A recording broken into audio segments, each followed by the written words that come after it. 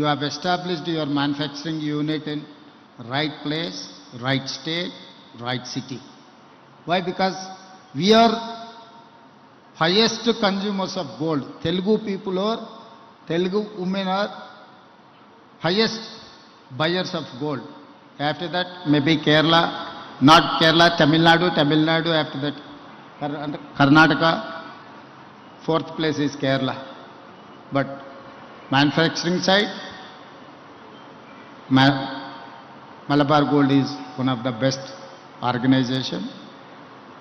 Telangana రాష్ట్రంలో మీ manufacturing యూనిట్ను పెట్టడం ద్వారా సరైన రాష్ట్రంలో సరైన వ్యాపారాన్ని మీరు ప్రారంభించారు. ఈరోజు తెలంగాణ రాష్ట్రము పెట్టుబడులను ఆకర్షించే దిశగా తెలంగాణ రాష్ట్రం దేశంలోనే ఒక వ్యాపార కేంద్రంగా హైదరాబాద్ నగరాన్ని తీర్చిదిద్దాలని ఈరోజు మన ప్రభుత్వం ప్రయత్నం చేస్తున్నది. అందులో భాగంగానే ముఖ్యంగా ఈ మహేశ్వరం ఈ ప్రాంతాన్ని 4వ నగరంగా భారత్ ఫ్యూచర్ సిటీ ప్రణాళికలతో ముందుకు వస్తున్నాం. ఒకప్పుడు కులీ కుతుబ్ షాయిలు హైదరాబాద్ నగరాన్ని నిర్మిస్తే, ఆ తర్వాత నిజాం నవాబులు హైదరాబాద్ సికింద్రాబాద్ని నిర్మిస్తే, ఆ తర్వాత చంద్రబాబు నాయుడు రాజశేఖర్ రెడ్డి గారు సైబరాబాద్ని 3వ నగరాన్ని నిర్మించారు. ఇప్పుడు కాంగ్రెస్ ప్రభుత్వం 4వ నగరాన్ని భారత్ ఫ్యూచర్ సిటీని ఈరోజు ప్రపంచానికి అందించబోతుంది. ఆ భారత్ ఫ్యూచర్ సిటీ మహేశ్వరం శాసనసభ నియోజకవర్గ పరిధిలో ఉన్నది. 30,000 ఎకరాలతోని ప్రపంచంలోనే అధునాతనమైన నగరాన్ని ఇక్కడ నిర్మించడం ద్వారా ప్రపంచ దేశాలతో పోటీ పడే విధంగా చాలామంది మిత్రులు హైదరాబాద్, బెంగళూరుతో, ఢిల్లీతో, ముంబైతో, చెన్నైతో పోటీ పడాలి అని వివిధ సందర్భాలలో ప్రస్తావిస్తుంటారు. కానీ పెట్టుబడుల కోసం ప్రపంచ నగరాలను సందర్శించినప్పుడు New York, Tokyo, Japan, Singapore, South Korea లాంటి నగరాలను, దేశాలను పర్యటించినప్పుడు హైదరాబాదు నగరం ప్రపంచంతోనే పోటీ పడగలుగుతుంది.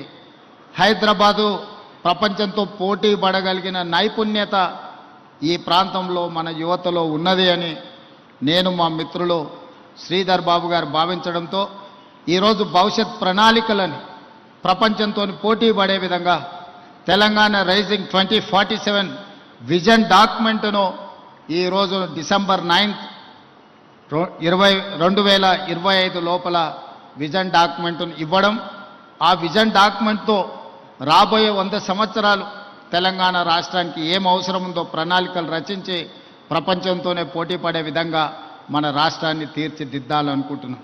అందుకు ప్రధానమైన కేంద్రం ఈ మహేశ్వరం శాసనసభ నియోజకవర్గ పరిధిలో ముచ్చర్ల, బాగరకంచ ఈ ప్రాంతంలో ఒక గొప్ప నగరాన్ని నిర్మించడానికి ఈరోజు మనం ప్రణాళికలు సిద్ధం చేస్తున్నాం. ఈ ప్రణాళికలను సిద్ధం చేయడంలో సింగపూర్కు సంబంధించిన సంస్థలు, ఇతర దేశాలకు సంబంధించిన కన్సల్టెంట్స్ అందరూ కూడా నిరంతరం పనిచేస్తున్నారు మన నగర అభివృద్ధి కోసం. ఈరోజు దేశంలో ఐటీ అంటే హైదరాబాద్, ఫార్మా అంటే హైదరాబాద్, బల్క్ డ్రగ్స్లో 35% production in India from Hyderabad. So we're legends in pharma, we're legends in IT, now we're legends in gold. Why? Because Malabar Gold and Diamond Manufacturing Unit has been established in my Maheshwaram and Hyderabad, Telangana. Now I can say proudly, Hyderabad, Telangana is the legends in gold. ఈరోజు ఒక్కొక్క రంగంలో తెలంగాణ రాష్ట్రం రాణించడం, తెలంగాణ రాష్ట్రాన్ని అభివృద్ధి పదం వైపు నడిపించడంలో మా ప్రభుత్వం ఎప్పుడూ సిద్ధంగా ఉంటుంది.